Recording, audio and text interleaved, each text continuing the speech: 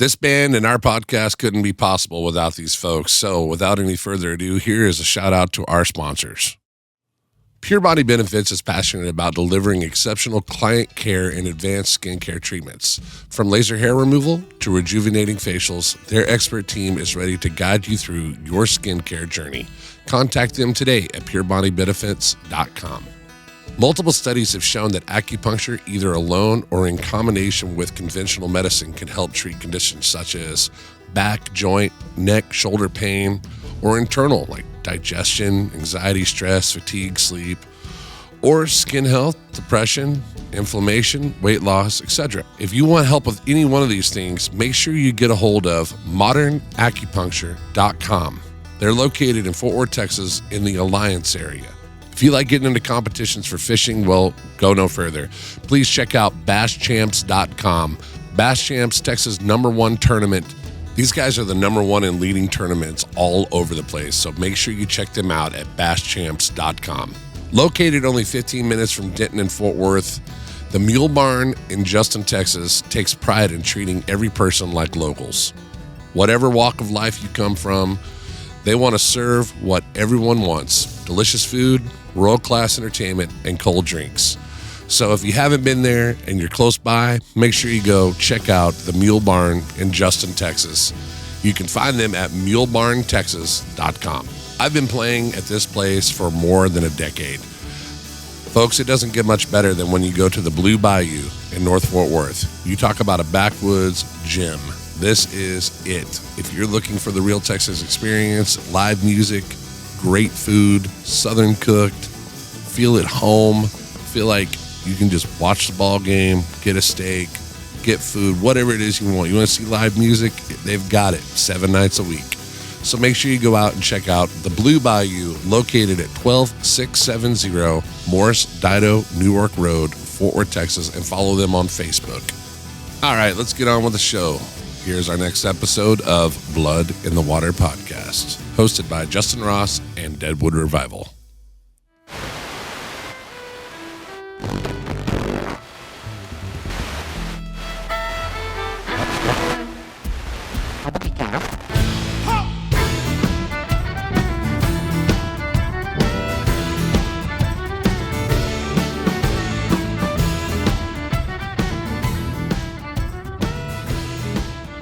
What's up, everybody, and welcome to episode 9 of Blood in the Water podcast. My name is Justin Ross, and we are 2 members here of Deadwood Revival.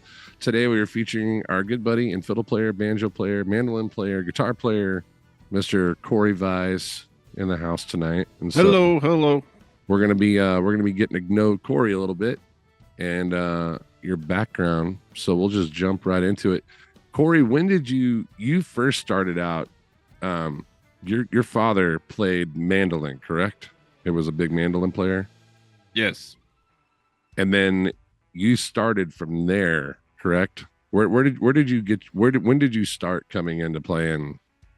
Well, I guess I kind of started. I noticed he had instruments and he was going out the door on Mondays. And when I was a kid, I always thought, man, he's famous. Going up to Mom, is he famous? Yeah, honey, he's famous. Well, I want to be just like that. Yeah. I just couldn't figure out where he was going. Then I found out where he was going. He's playing at the nursing home. Oh, wow. So as a kid, he would drag me to some of those, and I'm like, this is cool. I love what he's doing. Then he finally took me to a bluegrass festival over in Springtown, and I saw the first fiddle player. And I knew immediately I wanted to do that. And the whole show, I stayed front row, watched that fiddle player the whole show, came back, told him, I want to do that. Yeah. What was your what age were you at when you first started playing fiddle? I want to say the first time November of 99. Now, I have a clip here of you playing I don't know who the guy is you're playing with. You're pretty young here. Oh, yeah. I mean, you're baby faced. I'm gonna get that pulled up on the screen here. Yeah, the connection with him. His parents used to own the music store I owned at one point, and that's how I met him. He was a pretty good rhythm guitar player and actually a really good picker, and we just became friends. Ah, I see. Okay. Same music store where I got my first fiddle. Gotcha. All right. Gotcha. Hold on a second. I'm gonna get back to it here. I'm trying to get us both on the same screen. Why is this doing this, man? I hate this. Is what I don't like about using Zoom. Is it's so hard to do this. Like everything's just backwards. Now I know why you wanted to use that other program. Yep. This is why.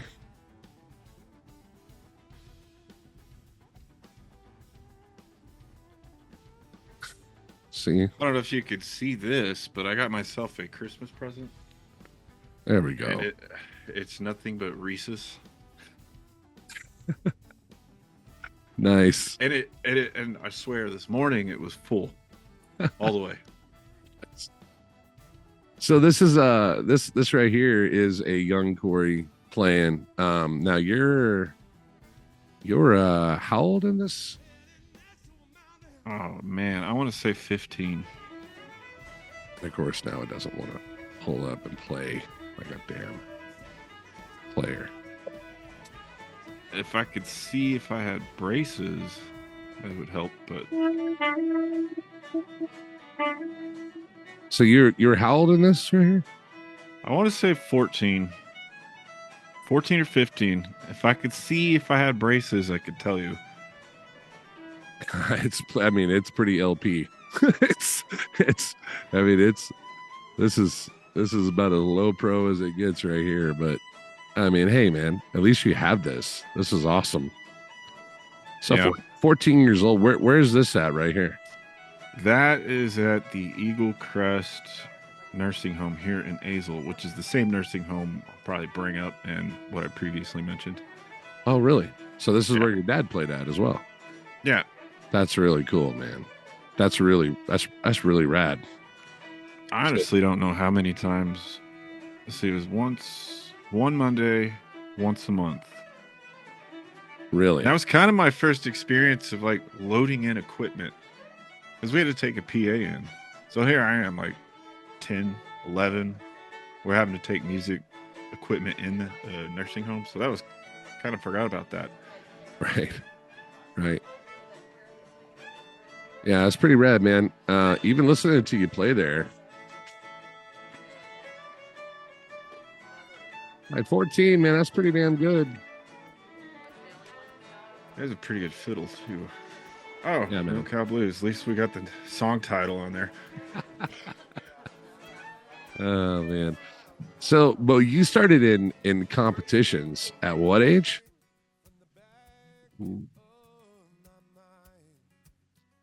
I want to say my first competition was in Decatur, Texas. I want to say I was 9.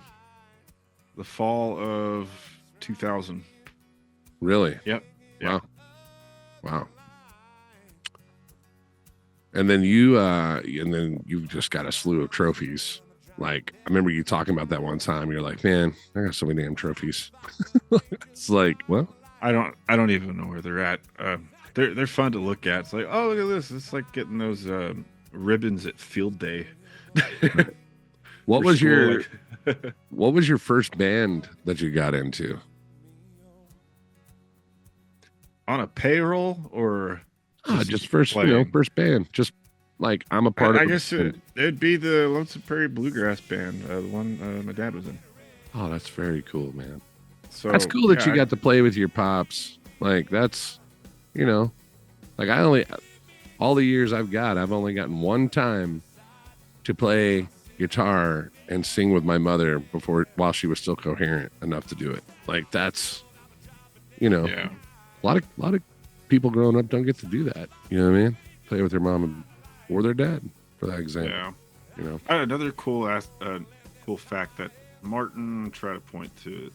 This one was his, and that Martin he actually bought so it would help me learn the fiddle better. He would learn rhythm on that. That is so hard to point to that. On that Martin, he learned rhythm on that Martin. Yeah. To increase my practicing, and it worked. I would always drag him to the kitchen, or I'd run to the computer room that he was in. I got to run through this song. Did we do it 10 times earlier?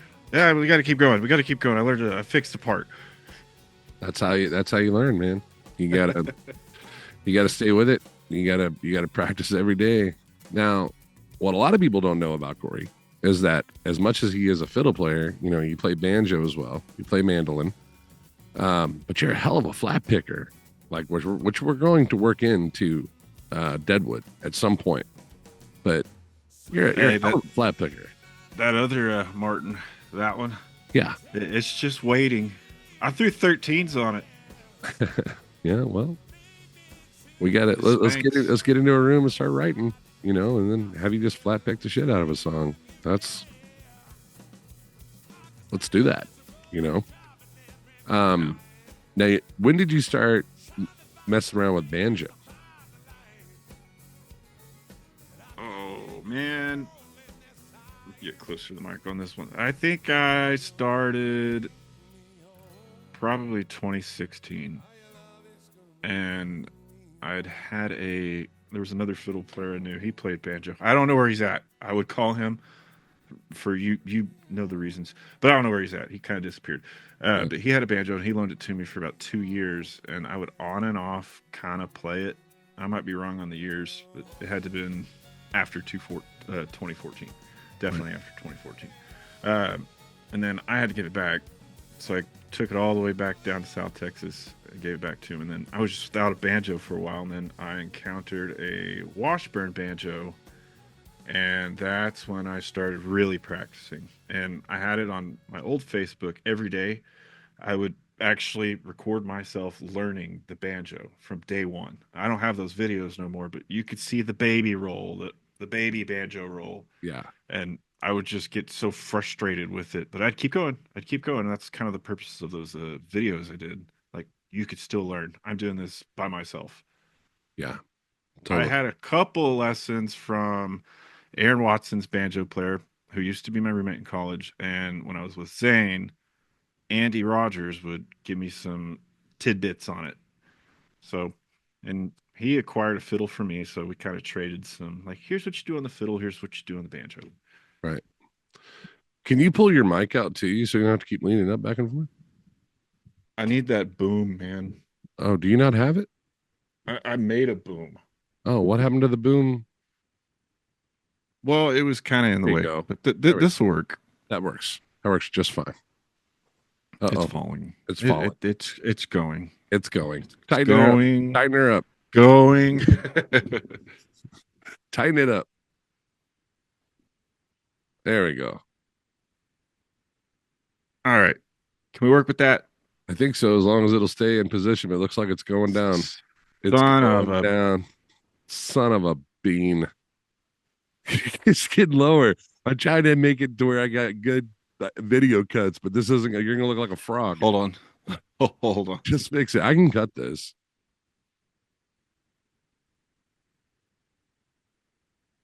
Will that work? Yeah, but you're at the bottom of this. Like, scoot back, because you're like. So does the mic not come out to you? That's what I got. No, I can't get it out. I thought I had fixed it to work with it. Is it on top? Is it like a kickstand or something? It's on a boom, but I had to put the boom behind my desk. Oh. Yeah. Okay. Well. Does that make sense? Yeah, I guess so. If you can you angle your camera down a little bit? Yeah, I can angle that down. Yeah, do that. There we go. Perfect. Cool. Getting back to your dad, man, it's really cool to see him come out to shows. And like, I remember one time we were at Broncos and you were getting into it, and you could tell the musician was coming out in him. And I can relate to this because my mom, when I'm singing, she'll do this number. She's like, make sure you're articulating. You know what I mean? Oh boy. Sing it. And like, she was real big on me. Like, when I would say, you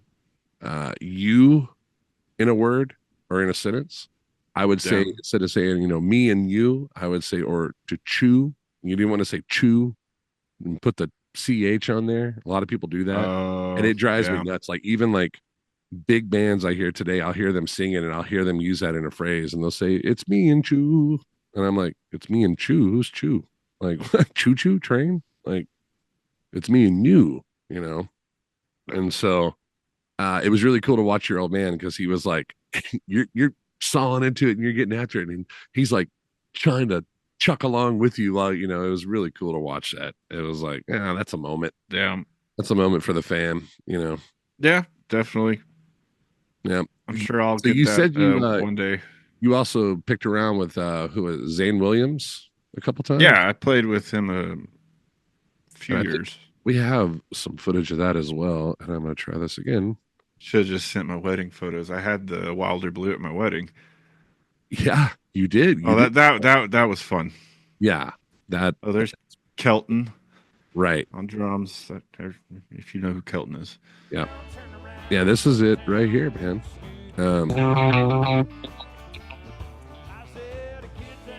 Oh man, Yeah, I think y'all are playing. Look at you there, dude. Long hair, you hippie. Look I how remember this Shane show is, man. so Good well. grief. Short hair. Yeah, short hair. Hat's not quite as dingy. Face is smooth. He's giving you looks across stage like you better play the crap out of that thing. Yeah. Yeah, but there's Cory right there. Yeah. There's Andy. He's the one on bass. He's the one that gave me some banjo tidbits. It's so funny to see him on the bass because I'm actually used to him on banjo or the dobro now. Yeah. And now Zane is basically Wilder Blue, right? Yep. Correct. Yeah. So, where was this at? That was in San Antonio. I cannot remember what it was named. I think I don't remember the name of it. It's off the highway. I know that. is it. It says You see that something big in- horseshoe? Yeah. There's something to do with that. Yeah, you can see the freeway right behind it, man. Good grief. Yeah. Well, yeah, man, those are all good times. And then you went on from Zane. How long did you play with Zane for? Oh, good Lord. I don't know. For a while. Yeah, it was for a while. I know he didn't make any new records when I was with him. He was kind of just going with the ones he had until Wilder Blue took over. Yeah. Oh my gosh, look at that old pedalboard box. I know. Oh, oh, I don't even want to talk about that one. I'm just digging that Mark Bass 410 in the background. I was like, oh yeah. Yeah, dude. Rocking that four, man. Got the second. Look at the Germans. Got the second tom up there for the first time. Did you notice how big his kick drum was? Yeah, it's huge. I was like, wow, look at this thing. That is the biggest kick drum. Yeah, I think I've been on stage enormous. Like, look at that thing, dude. It's huge. Yeah. And then you went on from Zane to play for Cameron Nelson, correct? Wrong order. It's Cameron Nelson before Zane. Oh, okay. So, all right. Yeah. All right. So, like, payroll wise, I guess we'll start from Trevor Cole Band. That was Trevor, Gabe on drums, Garrett on bass, Chano on lead guitar and or rhythm. And then we had Ben Gonzalez on rhythm / lead. So that was a full band. That was fun. We had a lot of Randy Roger shows with. Saw in a video here of you. You must have found something. I'm gonna see if I can pull it up here. Yeah, they're typing Corey Blair, my old last name fiddle, or Cory Vyse fiddle. Something will pull up. There's a part right here. I'm gonna zoom down to it and then get to the part where you come walking up. But yeah, there's this part right here. I was like, this fucking kid getting up on an ego riser. Might I? Yeah, I was like, are you telling me that you were on an ego riser here, buddy? And I tried to be pretty humble about it. yeah. My ass. You weren't very humble. Look at this kid right here, just jumping up on an ego riser, sawing into this. Oh, look at that power stance. And it lit up. I actually have a really good story about the ego risers. What I loved right here, man, is that you had no problem. You know, he steps up. You know, you kind of come around this corner, and you know, there goes Cameron, and then you come out to the front here and just kind of look at. Yeah. Hey, I'm about to saw your face off. Look at my fiddle.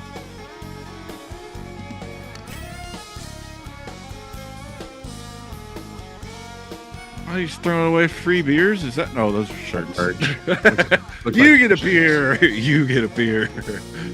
Yeah. Oh, don't drop your beer there. Yeah, I can't remember. I can't hear it very well. So How long did you play for Cameron Nelson? Ooh, 3 years. Very nice. Nice. So when you came in to Deadwood, that's a story in itself, because it wasn't even Deadwood. It was just, we were still doing Justin Ross band at the time. Yeah. Yep. That's a whole story, man. And I want to get into that because I think it plays a really vital part as to why we're doing even this podcast today. Because and I'm going to honor you here, because a lot of it came down to really a question I asked you, because at that time I was ready to towel in. So we had just brought Cory in when we were still doing acoustic shows coming out of COVID. And we're coming out of COVID, and Ruben Salazar was playing bass for us at the time. And he had brought, this is where the upright got involved, the bull. And it came in, and it was Ruben and I doing these duo shows for a long time. Well, then as COVID lifted, we started doing more rock shows. Yeah. And that's when JRB went on to do Rednecks with Paychecks as a trio. And we built this whole thing up, and everything was rocking, but we were still doing the acoustic shows. And I said, man, it'd be really cool if we brought in, like a banjo fiddle player, something like that. And that's when I got a hold of Jeremiah Herron and said, hey man, I asked him, I was like, would you be interested in coming in and playing? And he was like, well, man, I got my own thing going on, but I'll come out and jam with you, this and that. And we kind of threw it around, and he had told me, he was like, man, I know this guy. I don't know if he's still playing or not. He's married, he's settled down, and I don't think he's playing anymore, but give him a shout. And so he gave me Cory's number, and that's when I called you, and we talked. And I'll never forget coming to your house and coming to rehearse with you. And I came over, and we sat down, and we picked through a few songs. And I remember just the feel of it back and forth. We were both just kind of like, yeah, this is easy. This can work. It was simple enough. And I remember you rehearsed. And 2 days later, we went and played with Billy Bob Thornton. 2 days later. And you were like, I called you. I was like, well, we got a show with Billy Bob Thornton at Heritage Hall. And you were like, what? Yeah, all right, let's go do it. And you were literally just fiddle, no effects, just fiddle plugged into a DI. Yep. What a great story too, because we play through this gig. We're opening up. Ian Moore's on next, and then Billy Bob. And when we got done, and I'd already seen him, but I didn't say anything to you. And then when we got over to the side of the stage, and you were putting your fiddle away, you looked up and saw this dude sitting there watching us. And you were like, yeah. You're like, man, if you'd have told me Randy Travis sat there and watched the whole show, I'd have shit my pants. Yeah, that'd have been a whole different player. Yeah. So we go on and we play.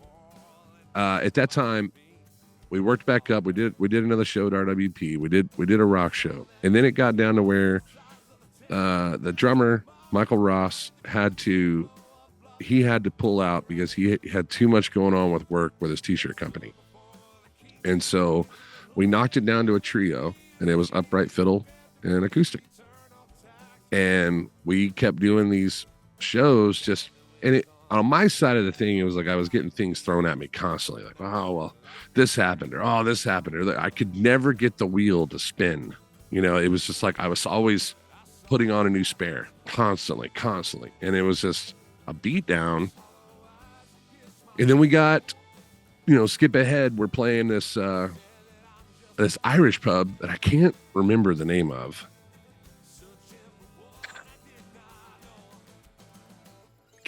I cannot remember the name of that damn place. Finn McCool's. Finn McCool's. I always say it wrong. Say it wrong, and then it triggers you into saying it right. Yep, Finn McCool's. We were doing Finn McCool's, and then Ruben got hit with a surprise, hey, honey, I'm pregnant, 5th child. And I think the way he got surprised was his wife put a post on Facebook and was like, well, I'm pregnant again. My husband can't pull out of a driveway, or something like that. And so he had to go get a job, and we were stuck, and here we are getting knocked down again. I'm like, damn, now we're back. Now we're down to a duo. Yeah. And I remember looking at you, and the Finn McCool's thing was running out. We were doing a residency there. Yeah. And I remember telling you, I was like, Cory, man, I appreciate you playing, but I'm really, we have 2 options here. I'm either going to throw in the towel and go find a real job, or we just keep playing acoustic shows. I'm going to find a real job, or we just keep doing what we're doing and hope for the best. And at that point, you were like, no, man, let's just keep this thing going. Whatever this is, let's just keep it going. Maybe this is all happening for a reason. And I was like, okay. Well, I didn't have any faith in it whatsoever. Not that I didn't have faith in us playing together. We could go put on a show, no problem. But I didn't have any faith in it going. I didn't have any faith in it getting to where it's at right now. Like, if you'd have told me that then, that today in 2024 it was going to be here, I'd have been like, no fucking way. Yeah, I think from my perspective, we had a doorway to walk through, or we don't. So I just like, might as well do the old classic and just jump in, ice cold water. Let's just go. Literally, we're already naked at that point. Just jump in the fucking ice cold water and see what happens. You're either you're gonna get out really quick, or you're gonna stick around till it warms up. And we have stuck around, and it is warm, and we are doing good. And then that's when we brought Bob in, and then soon after, some drummers. We found AC, and Deadwood was born. And Gary Hewlett had said the other day we were talking about the band, and he had said something that stuck with me about how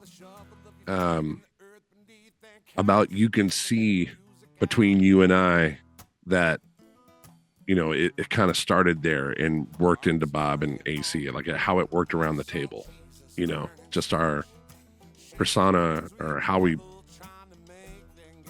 present ourselves on stage, kind of thing. Yeah. How we work together, this and that. And so I could see that. I think Deadwood's been really challenging musically for all of us. I think, you've changed, well, a ton, dude. I mean, God, and so you have all of that happening. And in the midst of that happening, it was the night we found that the first show we had with Bob, October 6, 2023. I was so excited that I missed the next show.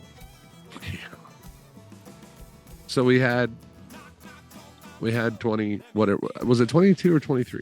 October 26, 2022, because Bob's been with us for 2 years now. 2 years. Yeah, it was 2 years. Wait, he played on November 4th with us, or the 3rd. He did, but Yeah. it was October when he came in because it was Glenda's birthday. Oh, okay. All right. Never mind.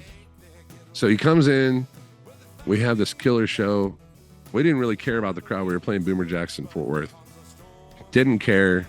We were just enjoying the show. Bob was like, never rehearsed with us. Came in, played one gig. It fit like a glove. We knew it. We're cheesing and smiling. Everybody's happy. And I remember you and I, after we got done, we sat down and talked about it. I was like, okay, well, I guess let's do this as a trio, you know? And Yeah. then you had some issues come up, and it wasn't your fault. But it set this, when that happened, it set this thing into motion. And I honestly think about this all the time because I think about how the universe works and whatnot. And I think about where we were at with this band at that moment. At that moment, when you got your Dewey and Bob came into the band, and as in the slums as I was about music, and as hard as I was drinking, and all of that literally didn't stop gradually. It stopped on a dime when I got the call from your wife saying, "Where's Cory?" And then you went to jail. And then we talked that weekend. And then that following week, you were like, "Man, I got to quit drinking." And you did all the right things, and you put yourself into AA, and you got help, and you got better, and you became a better man for it. And at the same time, I was like, well, I'm not going to drink on stage if you're not going to drink on stage, because I feel bad because you're trying to quit something, and Bob already doesn't drink. So this whole sobriety thing kicked into play. And when that happened, we just started growing slowly, started raising up. And then it wasn't just a few weeks later, we were playing a show, and I remember taking you home, and it had to have been at least a month. Well, it was November. It was November. It was still, I guess it still was in November. Yeah, it was November, and we got into November. Well, we got into November from October, and we're coming home from a gig, and I was driving you home, and you went inside to grab some beef jerky that you had made, and that's when you found out that you guys were having Evelyn, and you found out you were pregnant. And then two things happened at that point. I was extremely excited for you, and then I was fucking terrified, like all in one fell swoop. I was like, "Oh my God, you're pregnant! Holy shit!" Like, and then I got in the truck, and you went inside. I was like, "Fuck, he's pregnant." There went the fiddle player. Shit. It's like, damn it. We had it for 5 weeks. We had it, and then you were like, "No, fuck that. I'm not stopping playing. No, hell no. The train doesn't stop just because we got a kid coming in the world. We got to play. We got to make money. We got to go do gigs. We got to do this. We got to push this band." And then I was like, "Fucking A, Cory. All right, well, let's do this." And then I honestly think that because of those things happening in that short a time is what set the stage for what has happened in the last 2 years. Like, yeah, I definitely say that's a lot of life in the span of 30 days. Totally. A lot of life. Like, you go back to that, it dive bombed on us. Boom, boom, boom, boom, boom. Came in from everywhere. And it was just like, you're either going to do this or you're not. So you're going to make a choice right now. Bob could have just gone back to playing jazz or classical music or teaching or whatever. Yeah. And I would have gotten a job fucking working the train station or something, That's, oh dear. Oh no. Did you spill oil on yourself again? No. Yeah, I actually checked how many days, just since we're on the topic of sobriety. I just checked earlier and I forgot already. Man, Chris, it's over 2 years. I can say that. Over 2. Oh, it's definitely been over 2 years. Where's the number? Oh, there it is. 753 days. Fucking awesome, And man. then I don't know if you could see that. Let's see that right there. Yeah, man. You kind of see the 2 symbol on it. That's awesome, dude. I didn't do my 1 year chip, but I definitely did the 2 year. I had my wife pick it out because I couldn't figure out which one I wanted. But yeah, man, that made it totally. Everything just found itself, and then, with AC coming in, and then the writing process, and then this whole other thing took place where we found this challenging musicianship going. We're like, you've got a certain background, I've got a certain background, AC, Bob, all the way around. Now, how I already had songs written that we were playing, but it was like, how are we going to work on new material, and how is that going to work? Because there's like stages, and like, you find out you can play together, great. Can you write together? Can you create something together? Yeah. And boy, did we. Yeah, I mean, we're still developing. I think that's the fun part, is we develop the tunes on stage, if not in the background. Then we go to the studio. Yeah. Instead of just kind of doing a slap shot, here's the number system, why don't you read that right quick? Okay, 3 takes, good. Right. I had never wanted to be that kind of a studio musician, because you couldn't. For me listening, I could tell when it's a studio musician, just doing that 3 take, whatever, quick possible, easy to work with. I could tell it's kind of robotic. You don't hear the soul in their riff or solo. Right.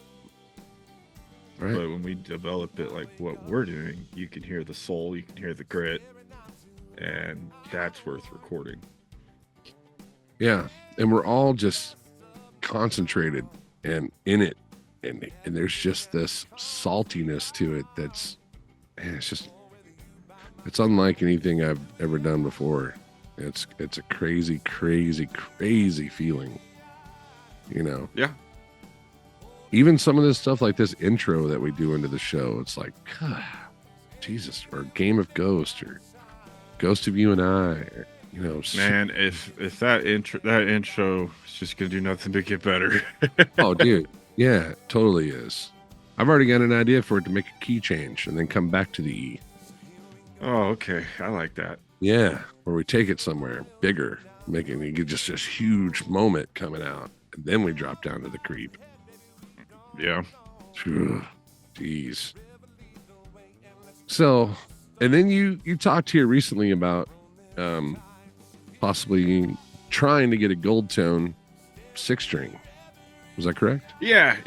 That one. I want that one. If I can get it rigged to where, I mean, I'm going to favor myself, but I'd like to have it set up to where either of us can play it, but I get to take it home. Totally. Yeah. Well, of course, it's yours. Like, I think it would be cool if, like, you picked it up. Like, hey, let me see that. Like, just as a little cameo. Watch me, I could play this too. And then, I'm probably going to do this. If you pick that one up, it's 6-string. I'm going to go grab the 5-string. Sure. Yeah. Well, if anybody out there wants to help us get him a gold tone, Venmo us at Deadwood Fan. We need about 10 grand. So if you could throw that in there, we would really appreciate it.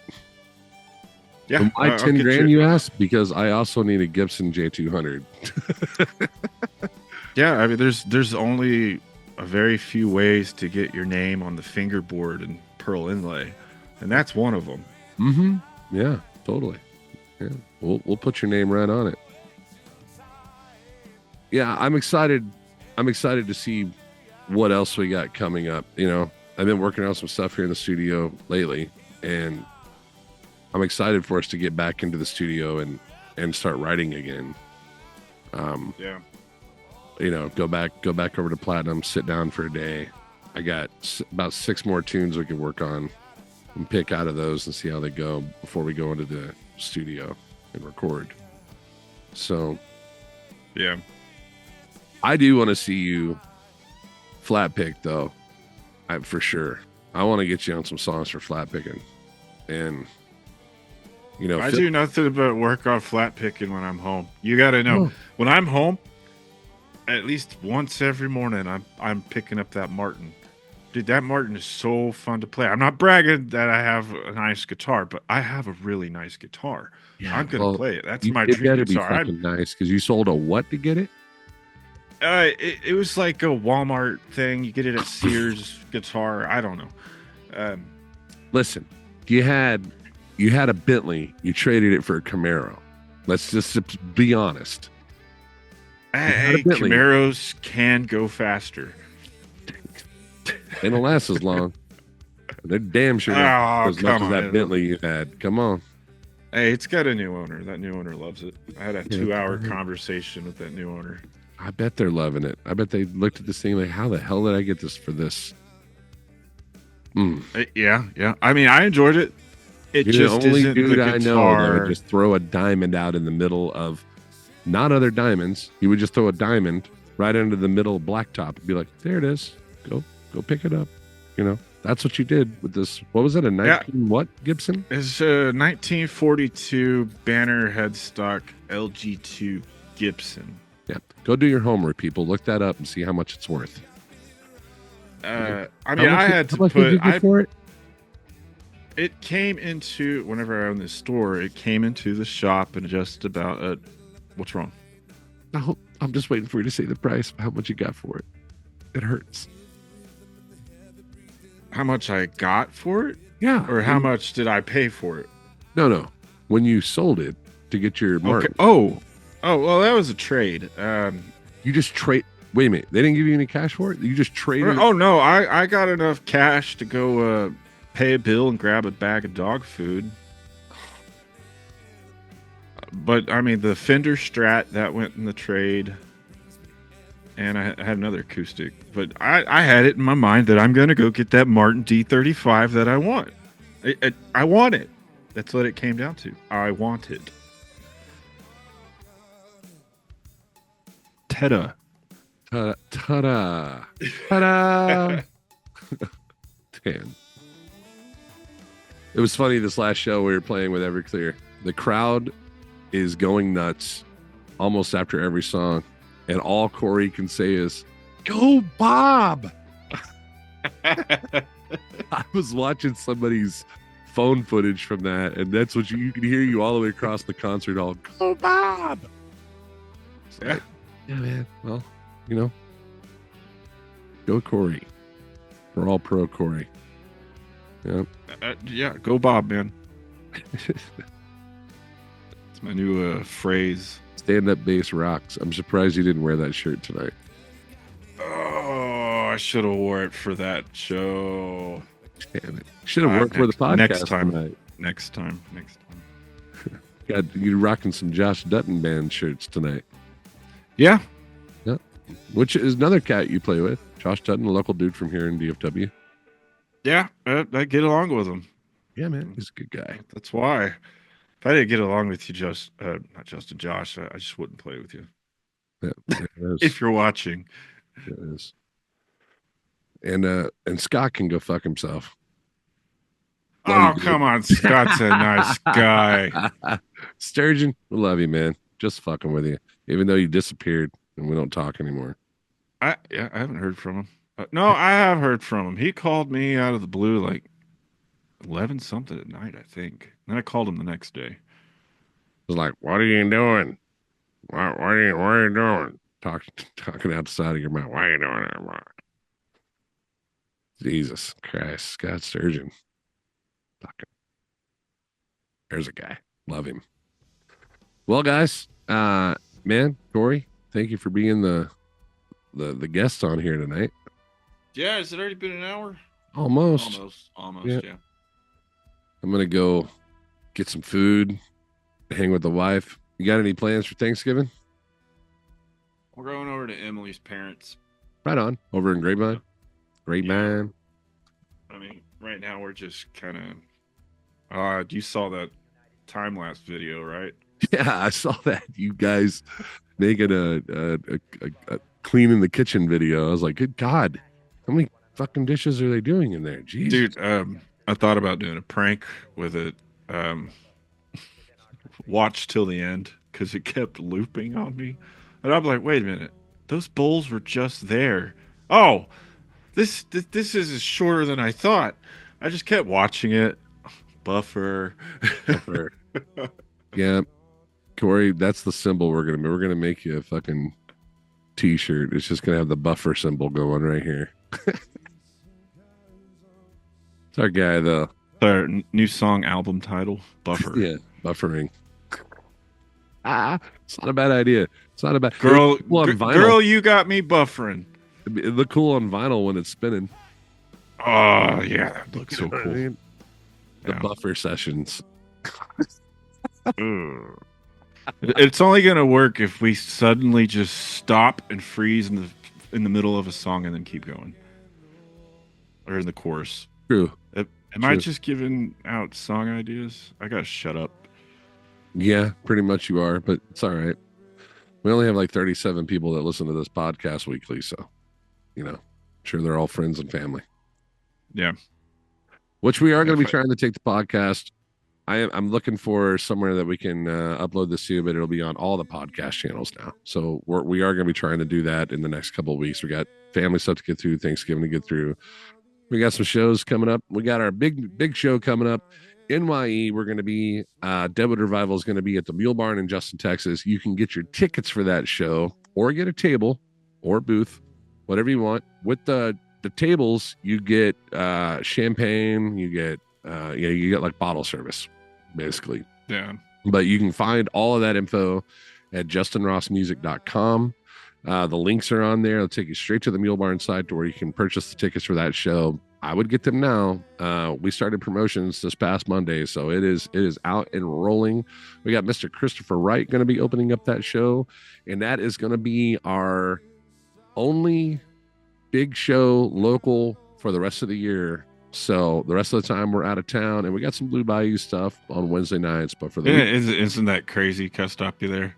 Like, we can't say any local shows hardly anymore. I know.